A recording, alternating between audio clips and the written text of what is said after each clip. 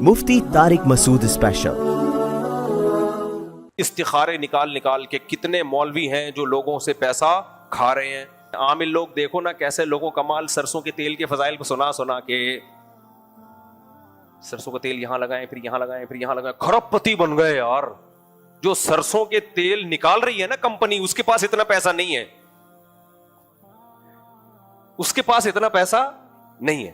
تو یہ مذہبی لوگوں میں ایک بیماری ہے اور اسی وجہ سے مذہب بدنام ہوتا ہے۔ علماء کو بھی لوگ پھر لوگ صحیح عالم غیر عالم میں فرق کیے بغیر سب کو ایک لاٹھی سے ہانکنا شروع کر دیتے ہیں۔ ابے یہ مولوی کے پاس گاڑی کہاں سے آئی، ابے یہ مولوی لوگ کہاں سے۔ بھائی کیا مولوی نہیں تجارت کر سکتا، وہ نہیں کما سکتا؟ ایک اور اہم آیت ہے اس بارے میں، یا ایھا الذین آمنوا ان کثیرا من الاحبار والرہبان، اے ایمان والو بہت سے یہودی عالم اور بہت سے عیسائیوں کے مذہبی رہنما لیأکلون اموال الناس بالباطل، لوگوں کا مال ناحق طریقے سے کھاتے ہیں۔ اس سے پتہ چلتا ہے کہ مذہبی لوگوں کا پبلک کا مال اڑانا یہ پرانا مسئلہ ہے، یہ صرف آج امریکہ کینیڈا میں میرے ساتھ نہیں ہوا۔ میں نے بتایا تھا نا کیسے میرے نام پہ مذہبی لوگوں نے ٹکٹ لگا کے مجھے ناشتے کرائے۔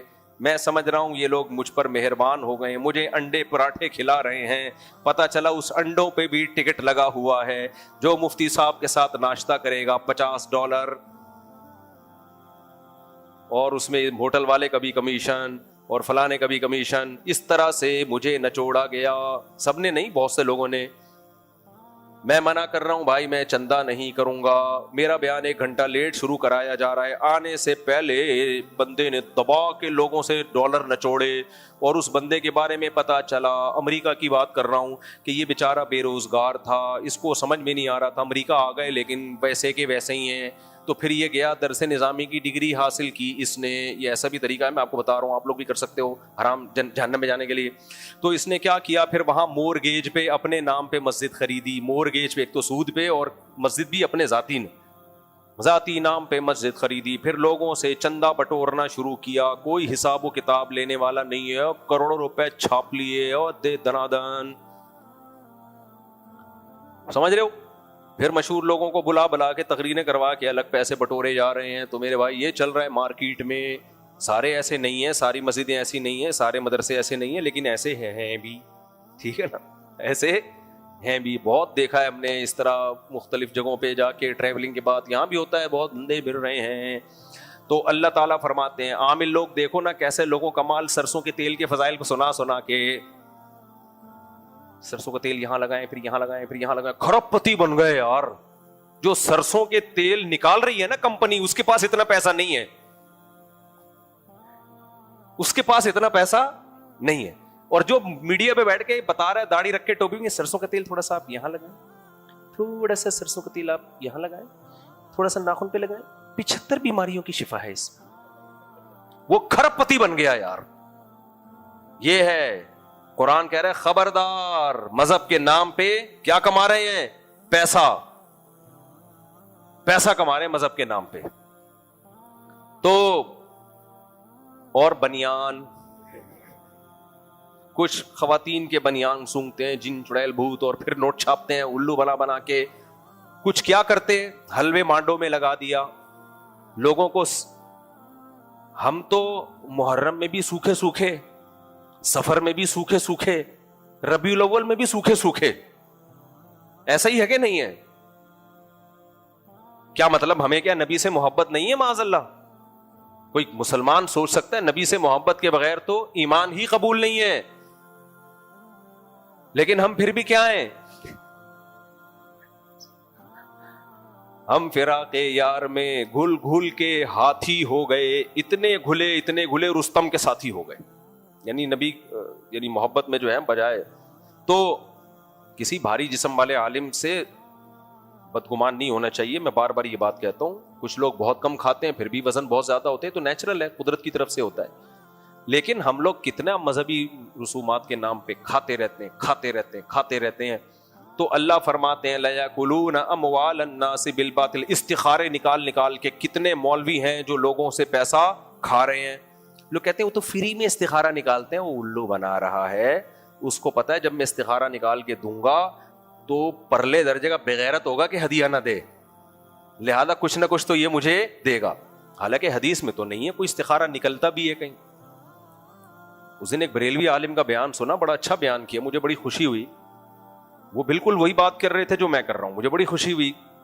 انہوں نے کہا یہ جو مولویوں نے استخارے ٹی وی پہ بیٹھ کے نکال رہے ہیں کہ استخارہ نکالو تو نیلا آئے گا, ہرا آئے گا, تو یہ کہاں سے ثابت ہے؟ مجھے بڑا اچھا لگا کہ یار, تو اس لیے میں کہتا ہوں سارے مولویوں کو ایک لاٹھی سے نہیں ہانکنا چاہیے. لیکن یہ بیماری بہرحال مولویوں کی ہے, استخارے کے نام پہ لوگوں سے پیسے کھانا اور پھر ذائچے بنا بنا کے کہ یہ رشتہ تمہارے جوڑ کا ہے, یہ تمہارے توڑ کا ہے. ایک جس کا کوئی چینل نہ چل رہا ہو, خوابوں کی تعبیر کا چینل کھول کے بیٹھ جائے. وہ خوابوں کی, تیرے کو یہ نظر آیا تو یوں ہے, تیرے کو یہ نظر آیا تو. ہم تو خوابوں کی تعبیر پہ 1 روپیہ ہمیں کوئی دے گا؟ اس لیے نہیں دے گا کہ ہم تعبیر کیا بتاتے ہیں. حضرت مجھے رات کو خواب میں چڑیلیں آئیں. میں کہتا ہوں رات کو کھانا جلدی کھاؤ, 2 گولی کارمینا کھاؤ, پیٹ میں گیس ہوگی تو چڑیلیں آئیں گی. اس پہ کیا ملے گا یار؟ اس پہ ثواب کے علاوہ کچھ بھی نہیں ملے گا, ثواب کے علاوہ کچھ بھی نہیں ملے گا اس پہ. تو ہم نے اپنے بڑوں کو بھی یہی دیکھا ہے, ثواب ہی مل رہے ہیں بیچاروں کو اور کچھ بھی نہیں مل رہا. باقی میں خواب کا منکر نہیں ہوں, کبھی کبھار ایسا ہو جاتا ہے کہ کوئی خواب سچا بھی نکل آتا ہے, اور وہ بھی نیک لوگوں کو.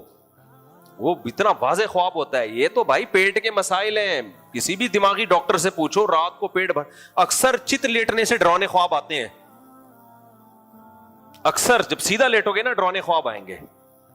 آپ کروٹ کے بل لیٹو اور پیٹ ہلکا رکھو, کچھ بھی نہیں آئے گا. اسی طرح خواتین کے سسرال میں مسائل ہوتے ہیں, ساس نندوں سے ان کی لڑائیاں. خواب میں جو ہم جاگتی حالت میں دیکھتے ہیں نا, وہ خواب میں صورت مثالیہ بن کے سامنے آ جاتا ہے. صورت مثالیہ جب خواب ہم دیکھتے ہیں, اب کسی خاتون کو چڑیل آ رہی ہے تو وہ ساس آ رہی ہے, حقیقت ہے. سانپ آ رہے ہیں تو وہ نندیں آ رہی ہیں. جو دن بھر جو ان کو لگتا ہے وہ بتاتی ہیں ہمیں, میری نند جو تھی مجھے سانپ کی شکل میں نظر آئی. اس کا مطلب یہ ہے ہی ڈسنے والی. میں ان سے کہتا ہوں یہ ڈسنے والی نہیں ہے. آپ کو چونکہ اس سے نفرت ہے اور اس کو آپ سے نفرت ہے, تو ظاہر ہے وہ خواب میں پھر حقیقت ہے, خواب میں پھر اسی طرح ہی آتا ہے, وہ حقیقت نہیں ہے. چلو ایک اور بات بھی یاد آ گئی, وہ چھیڑنا تو نہیں چاہیے. وہ میں نے مسئلہ نہیں بتایا تھا کہ المہند المفند میں لکھا ہوا ہے کہ انجینئر نے اعتراض کیا نا کہ یہ لوگ قبروں سے فیض کے قائل ہیں. تو ہم نے اس کا جواب دیا فیض کا مطلب کیا ہے؟ قبروں سے مدد طلب کرنے کے قائل نہیں ہے. فیض کا مطلب جو اسباب کے درجے میں ہو. جیسے کسی بزرگ کی قبر کے پاس دفن ہوں گے تو جو رحمت ادھر ہو رہی ہے وہی رحمت آپ پر ہوگی. تبھی تو حضرت عمر نے خواہش کی تھی کہ مجھے نبی صلی اللہ علیہ وسلم کی قبر کے پاس دفن کیا جائے. تو وہ فیض جو اسباب کے درجے میں ہو, وہ شرک والے فیض کے ہم قائل نہیں ہیں, اور وہ تو لکھا ہوا ہے اس میں, تبھی مدد طلب کرنے کے قائل نہیں ہیں. تو اس پہ انجینئر نے جواب یہ دیا ہے کہ اگر قائل نہیں ہے تو وہ مولانا قاسم نانوتوی والا واقعہ ارواح ثلاثہ میں مولانا تھانوی نے لکھا ہے کہ وہ نکل کے گئے تھے اور مدد کر کے آ گئے تھے. ایک تو یہ ڈھیٹ بہت ہے. پہلی بات, ارواح ثلاثہ مولانا شلوی تھانوی کی تصنیف نہیں ہے. دوسروں کے کچھ واقعات ہیں جو کسی ایک جگہ انہوں نے جمع کر دی ہیں, قطع نظر اس سے کہ یہ صحیح ہے کہ غلط ہیں. ایسی تالیفیں پہلے بھی بہت ساری لکھی گئی ہیں کہ بھئی بہت ساری چیزوں کو ایک جگہ جمع کر دیا جاتا ہے, اس سے بحث نہیں ہے کہ یہ صحیح ہے یا غلط. اور مولانا تھانوی نے اس واقعے کے نیچے حاشیے میں لکھا بھی ہے کہ یہ حقیقت میں نہیں ہوا, وہ اپنی قبر سے نکل کے نہیں گئے, یہ صورت مثالیہ تھی. مثالیہ کا مطلب کیا ہے؟ سامنے والے کو ایسا لگا کہ ان کی شکل کا کوئی آ رہا ہے. اس سے صاف پتہ چلتا ہے کہ وہ اس کے قائل نہیں تھے کہ وہ قبر سے باقاعدہ نکل کے گئے تھے. وہ یہ حاشیہ پڑھ لیتے تو اس کا جواب مل جاتا. تو اور کچھ بھی سمجھ میں نہ آئے, اگر ہم قبروں سے اس طرح مردوں کی مدد کے قائل ہوتے تو کر رہے ہوتے نا یہ کام. دیکھو ہندو بتوں سے عبادت کا قائل ہے تو صرف قائل نہیں ہے, مانگ رہا ہے بتوں سے. جو کہتے ہیں قبروں سے مدد ہوتی ہے وہ صرف کہتے نہیں ہیں, جا بھی رہے ہیں. آپ دیکھو مزاروں پہ کیسے میلے ٹھیلے ہوتے ہیں. علماء دیوبند نہ یہ کام کرتے ہیں, نہ ان کی اولادوں کو ان کے اکابر نے انہیں یہ سکھایا ہے. اس کا مطلب اگر اس کو ہم جائز سمجھتے تو کر رہے ہوتے نا. میرے شیخ کی قبر ہے پاپوش میں, صرف دعا کے لیے گئے ہیں, ہم نے تو کبھی نہ ان سے کبھی مانگا. والد کی قبر ہماری دیکھ لو, دارالعلوم کرنگی میں قبریں دیکھ لو جو ہمارے اکابر کی, دیوبند میں دیکھ لو, سب ایک بالش اور ایک بالش سے زیادہ اونچی قبر نہیں. اگر ہم مردوں سے مانگنے کے قائل ہوتے, مدد طلب کرنے کے قائل ہوتے, اور ہمارا محند المفند میں عقیدے کا یہ مطلب ہوتا تو کر رہے ہوتے نا. جب نہیں کر رہے اس کا مطلب آپ لفاظی کر رہے ہو, آپ زبردستی ایک عقیدہ اس کی اپنی بنائی ہوئی تشریح کر کے زبردستی تھوپ رہے ہو آپ, اور کچھ بھی نہیں ہے. خیر کام نکل لیے ہم. تو کیا بات چل رہی تھی؟ ابے بات کیا چل رہی تھی یہ تو ہے. ہاں, ڈرانے خواب کی بات ہو رہی تھی. تو اللہ نے قرآن میں کیا فرمایا؟ بہت سے یہودی اور عیسائی علماء کثیرن, سارے نہیں کرتے تھے اس وقت بھی, بہت سے لوگ لوگوں کا مال ناحق طریقے سے کھاتے تھے. تو یہ مذہبی لوگوں میں ایک بیماری ہے, اور اسی وجہ سے مذہب بدنام ہوتا ہے. علماء کو بھی لوگ پھر لوگ صحیح عالم غیر عالم میں فرق کیے بغیر سب کو ایک لاٹھی سے ہانکنا شروع کر دیتے ہیں. ابے یہ مولوی کے پاس گاڑی کہاں سے آئی, ابے یہ مولوی لوگ کہاں سے. بھائی کیا مولوی نہیں تجارت کر سکتا؟ وہ نہیں کما سکتا؟ ابھی مولانا طارق جمیل صاحب کا ایک بیان آیا نا, دنیا کی محبت کی نفی کر رہے ہیں. لوگوں نے کہا وہ ایم ٹی جے کی قیمتیں تو دیکھو جا کے, لوگوں کو سکھا رہے ہیں ایم ٹی جے کی میں جو پروڈکٹ ہے تو نہ خریدو بھائی. بزنس میں یہ تھوڑی ہوتا ہے کہ دنیا کی محبت نہیں ہے تو میں 50 روپے والی چیز, چونکہ دنیا مسافر خانہ ہے لہذا 5 روپے میں ملے گی آپ کو. کاروبار کا تو بیڑا ہو گیا غرق. بزنس تو بزنس ہے بھائی, جو آپ نے نہیں لو آپ کو کہیں اور سے جا کے لے لو. زکوٰۃ کا ان کا ایک الگ سیٹ اپ ہے, صدقہ خیرات کا ایک الگ سیٹ اپ ہے, اس پہ کوئی اعتراض ہے تو آپ اعتراض کرو.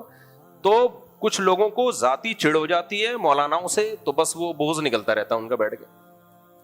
اور کبھی خوشبو لگا کے بڑے مولاناؤں کے پاس آؤ, ہمارے اکابرین کے پاس آؤ, تو یا میرے پاس ہی آ جاؤ, میں تمہیں بتاؤں گا ہم نے اپنے بزرگوں کو سخاوت کا دریا پایا ہے.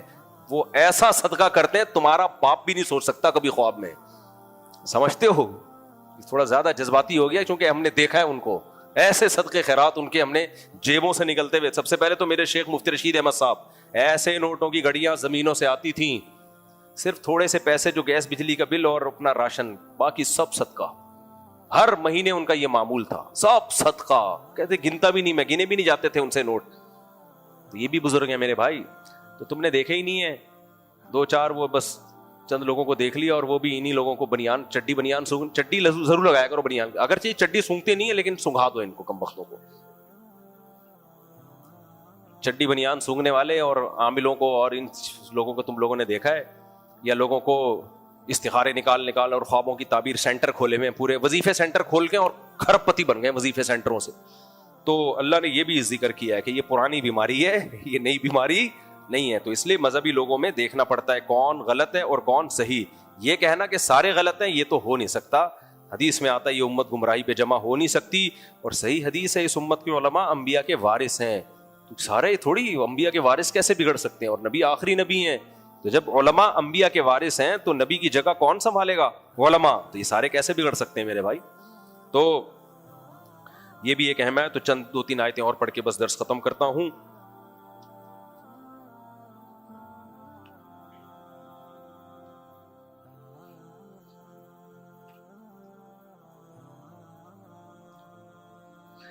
منافقین اس پہ بھی بڑا شور مچاتے تھے, ہمیں پیسے نہیں ملے, ہمیں زکوٰۃ نہیں ملی, ہمیں یہ نہیں ملا. جہاد میں پیچھے اور پیڑے کھانے میں سب سے آگے. صحیح ہے نا؟ تو اللہ نے اس پہ فرمایا انما الصدقات للفقراء. بھائی صدقہ غریبوں کا حق ہے, زکوٰۃ کس کا حق ہے؟ غریبوں کا. یہ میں اس لیے اس کو ہائی لائٹ کر رہا ہوں, آج مسلمانوں میں بھی ایسے لوگ ہیں. ایکچولی میں نے اپنے بچے کو او لیول کا ایگزام دلوانا ہے, بچے کو نا ہائی ایجوکیشن کے لیے میں لندن بھیجنا چاہتا ہوں, مفتی صاحب کچھ زکوٰۃ مل جائے گی اس سلسلے میں؟ بس کرو یار, لوگوں کے پاس کھانے کو روٹی نہیں ہے اور آپ بچے کو اعلیٰ تعلیم کے لیے لندن بھیج رہے ہو. میں نے ایک دفعہ اس پہ اعتراض کیا تو ایک تھوڑے لبرل سے تھے, کہتے کیا ہو, کیا یہ ضروری نہیں ہے لندن بچہ اعلیٰ تعلیم کے لیے جائے؟ یہ بھی تو ضرورت ہے, تعلیم نہیں ہوگی تو کیسے ملک ترقی کرے گا؟ میں نے کہا اپنے خرچے پہ چلا جائے, کس نے منع کیا ہے؟ ہوس ہے, ہوس کو ضرورت کا نام دے دیے. تعلیم کے ہم خلاف نہیں ہے, لندن آپ امریکہ جہاں بھی جاؤ, ہم تو کہنے پڑھو, ملک کا تو بیڑا غرق ہو رہا ہے, ترقی کرو, لیکن زکاتوں کے پیسوں سے ترقی مت کرو. دوسرا حدیث میں صاف آتا ہے تؤخذ من اغنیائہم وترد الی فقرائہم. زکات مالداروں سے لی جائے گی اور غریبوں پہ خرچ کی جائے گی. اسی وجہ سے اس میں بھی احناف کا موقف بہت مضبوط ہے کہ زکوٰۃ میں غریب کو مالک بنایا جائے گا, تبلیغ پہ زکوٰۃ خرچ نہیں ہو سکتی. آج بہت ساری آرگنائزیشنز ہیں جو زکوٰۃ کا پیسہ لے کے اسلام کی تبلیغ میں لگا رہی ہیں. تو قرآن کی آیت یہ مبہم ہے, مجمل ہے, اس کی تفسیر ہمیں کس میں ملتی ہے؟ حدیث میں. تو یہ مالداروں, یہ غریبوں کا حق ہے زکوٰۃ. تو اس لیے جو بھی آرگنائزیشن ہے یا جو بھی ایسے تحریکیں ہیں جو دین کی دعوت اور تبلیغ کا کام کر رہی ہیں, ٹھیک ہے, بہت اچھی بات ہے, تو ان کے ساتھ تعاون کریں, لیکن زکوٰۃ کے پیسوں سے تعاون نہ کریں. اب لوگ کہتے ہیں کیا ہے اگر اسلام دنیا میں پھیل جائے تو فی سبیل اللہ کا جو قرآن کی آیت ہے نا, اس کا یہ مفہوم نہیں ہے کہ فی سبیل اللہ میں, فی سبیل اللہ کا مطلب ہے جو غریب مجاہدین اللہ کی راہ میں لڑ رہے ہیں تو ان کے ساتھ زکوٰۃ سے تعاون کیا جا سکتا ہے, بلکہ ڈبل ثواب ملے گا ان کے ساتھ زکوٰۃ کے ساتھ تعاون میں. اسی میں مدرسے کے طلبہ بھی داخل ہے, اگر وہ غریب ہیں تو چونکہ دین کی دعوت اور تبلیغ, ہاں جو بھی دین کی دعوت اور تبلیغ میں غریب آدمی لگا ہوا ہے اس کو ترجیح دی جا سکتی ہے اس آیت کی وجہ سے, کہ ایک غریب وہ ہے جو ویسے ہی بس کھا پی رہا ہے, گٹکے میں اڑا دے گا, ایک غریب وہ ہے جو دین کی دعوت اور تبلیغ میں لگا ہوا ہے, اس کے پیٹ میں نوالا جائے گا تو دین ہی کو فائدہ ہوگا. تو ایسے غریب کو ترجیح دیں, لیکن لگے گا غریب پہ ہی. اب بعض دینی جماعتیں کیا کر رہی ہیں, زکوٰۃ لے کے وہ بس ہر جگہ جہاں بھی دعوت کا کام, اس سے کیمرے بھی خریدے جا رہے ہیں, اس سے جناب وہ بزنس کلاس میں لوگوں کے سفر بھی ہو رہے ہیں دعوت اور تبلیغ کے لیے, وہ سب مالدار لوگ ہیں, وہ اسی سے پیپسی بھی پی جا رہی ہے, اسی سے چائے بھی پی جا رہی ہے. تو بھائی یہ تو نہیں ہوتا, اس کا نقصان کیا ہوگا, غریبوں کی ایسی کی تیسی ہو جائے گی. صحیح ہے, تو ایسے اسلام کو پھیلا کے غریب ہی مار دیں ہم, تو اللہ تو کہنے تو سب کو پالنا ہے نا, اللہ نے تو سب کو پالنا ہے. تبھی فقہا زکوٰۃ کا جو بیان کرتے ہیں نا مصلحت, وہ کہتے ہیں دیکھو یہ حدیث میں آتا الخلق عیال اللہ, مخلوق سب اللہ کا خاندان ہے, مجازن خاندان کہا گیا ہے. جیسے باپ کے ذمے ہوتا ہے نا اپنی سب اولاد کو کھلائے پلائے, تو اسی طرح اللہ بھی سارے انسانوں کا متولی ہے کہ سب کو میں نے کھلانا ہے, یہ سب میری ذمہ داری ہے, میری رسپانسبلٹی ہے, کوئی بھوکا نہیں مرنا چاہیے. لیکن اللہ نے دنیا میں ایک نظام بنایا ہوا ہے کہ کچھ کو زیادہ دوں گا, کچھ کو نہیں دوں گا, تو جن کو زیادہ دوں گا ان کو بولوں گا ان کو دو, جن کو نہیں دیا, تاکہ تم بھی کھاؤ تو وہ بھی کھائیں. تو اس طریقے سے اللہ نے سب کی روزی اپنے ذمے میں لی ہوئی ہے.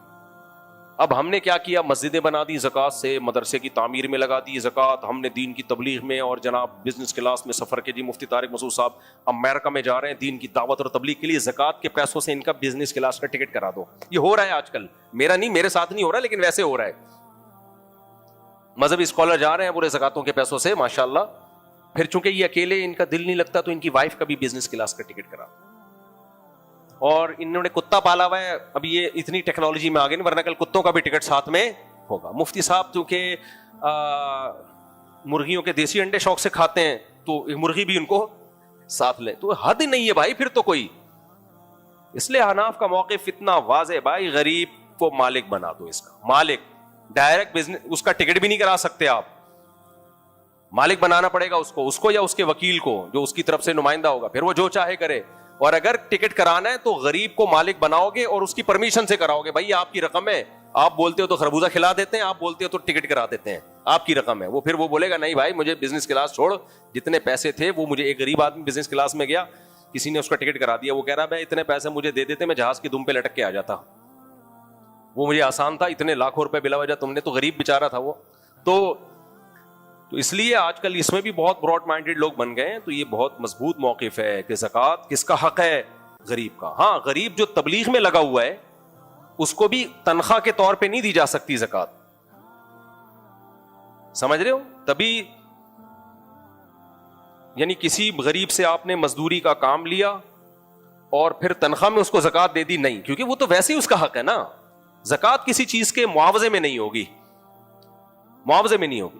تو آپ نے کسی غریب کو تبلیغ میں لگا دیا کہ جاؤ غیر مسلموں کو دعوت دو, یہ کام تو اس میں ہم تم پہ زکوٰۃ دیں گے, نہ بھائی, یہ تو اس کے تو اسپیسیفک تنخواہ دیں گے آپ اس کو, تنخواہ سے ہٹ کے دی جا سکتی ہے, تنخواہ سے ہٹ کے اس کو دے سکتے ہیں کہ یار یہ چونکہ دین میں لگا ہوا ہے.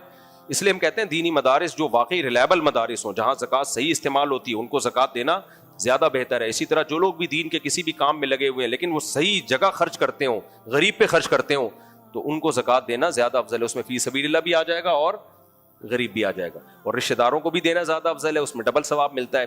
کچھ نہیں ہے تو کوئی بھی غریب ہو اس کو بھی دے دیں, زکوٰۃ ادا ہو جاتی ہے, یعنی ثواب ہی ملے گا اس میں. تو مسلم ہونا چاہیے, غیر مسلم کو نہیں دے سکتے, اور غریب کو مالک بنانا ضروری ہے اس میں. تو یہ بھی زکوٰۃ کا کچھ مسئلہ، بس ایک دو اور مسئلے بیان کر کے بس ٹائم بھی ہو گیا پورا.